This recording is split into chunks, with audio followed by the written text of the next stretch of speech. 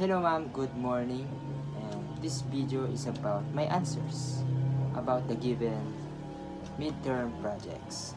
And here's the question. Number 1, what is the language policy highlighted in the discussion? Provide insights about its framework. The policy about the mother tongue-based multilingual education, which is MTB-MLE. Ang gampanin po nila is kung gaano at papaano ka-epektibo na ipapatupad sa mga bata matapos ito maging batas. Ayan, sinusuri po nito ang plano, serbisyo at organisasyon at nagbibigay ng mungkahi para sa kagawaran ng edukasyon. So, halimbawa po yung Kinder to Grade 3. The mother tongue is used as the primary medium of instruction. MOI for all subjects, Filipino, English are taught only as separate subjects starting grade 2. Kasi nga po, kapag in-implement ka agad yung second language, gaya ng Filipino, English, sa kinder to grade 3 is mahirapan sila. Ano po? So kaya, yung Filipino English is in-implement siya sa separate subject lang. Starting grade 2. Hindi kaya sa kinder. Ano po?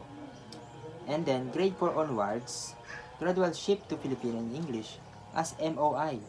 So, yun na po pala yung magiging MOI, yung Filipino and English sa grade 4 onwards, pataas na.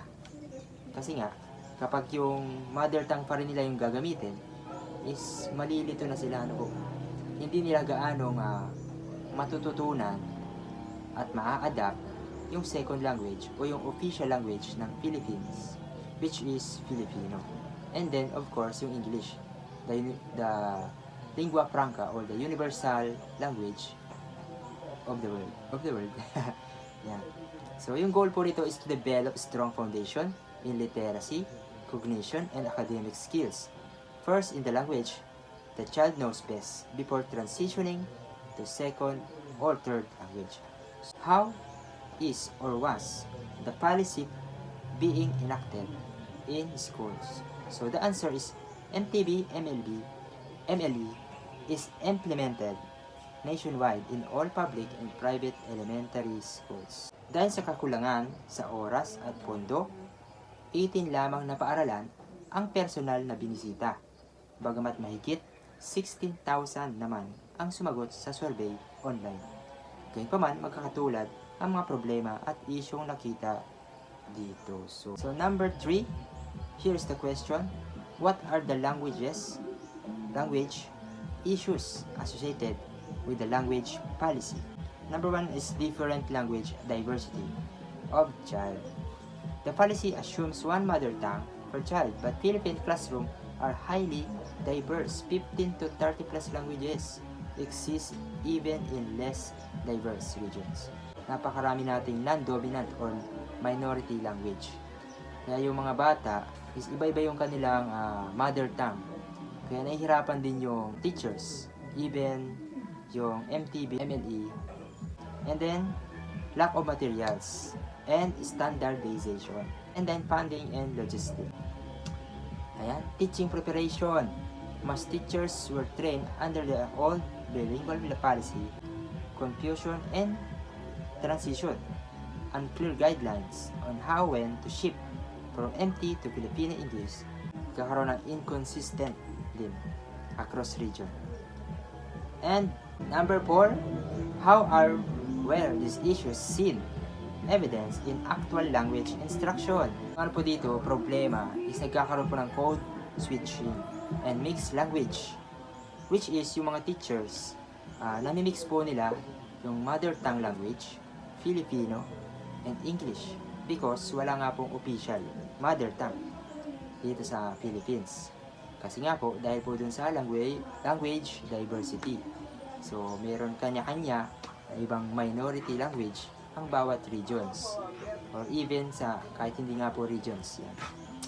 And syempre po, yung teaching made materials only. Kulang po kasi sa official textbooks.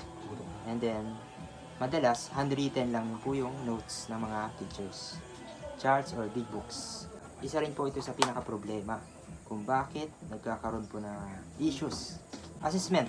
yung assessment po, pagdating po sa assessment.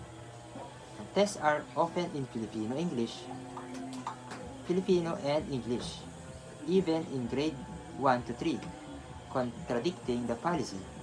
Children fail not because they do not know the lesson, but because they do not understand the test language. So, yun po yung nangyayari dahil hindi nila alam yung kanilang natutunan na lesson, o hindi naman dahil sa hindi sila nakikinig, kundi dahil hindi nila naunawaan yung language na nasa test. Halimbawa is yung Filipino or English. Halimbawa ako is Cebuano yung mother tongue ko, tapos yung test is about English or Filipino language.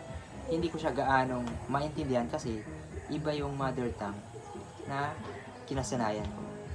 Number 5, do you agree or disagree with the policy? Please explain your answer.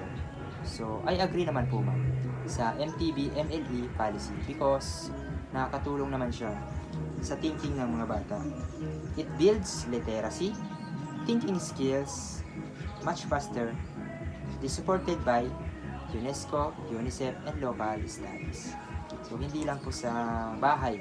Siyempre, sa bahay unang natututunan yung about pag-build ng thinking sa language, yung mother tongue. Kaso nga po, dahil sa diversity ng ating language, is nahihirapan i-conduct yung magiging official o yung second language na dapat nilang matutunan po.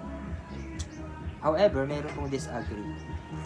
So, how the policy carried out? Yun ang pinakamahirap. Kung hindi naman problema yung policy, yung MTB, MLE, o yung multilingual, kundi ang nagiging problema doon is paano dinadala yun, kung paano ito minomodel sa bata. Yan. So, yun lamang po ma'am, and nawa po ay naintindihan ninyo yung answers ko, and God bless po.